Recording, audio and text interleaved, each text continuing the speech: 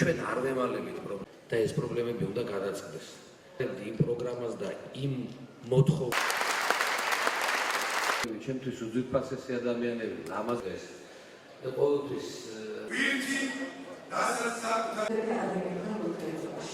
ადამიანები მისი ხვა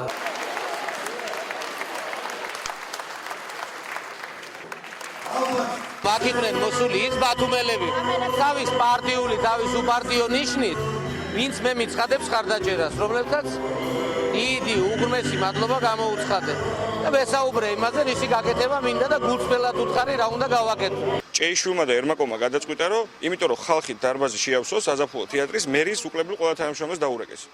გამგეობის თანამშრომლები თავიდან ბოლომდე არიან გაფრთხილებული ტერიტორიული ორგანოს თანამშრომლები რომ დაესწრონ აუცილებლად დღეს მათ შეკრებას და რავიც მე ვფიქრობ რომ ეს ძალიან შორს ქართული ოცნება აუცილებლად ვერ წავა და აუცილებლად ჩაფლავდება რა.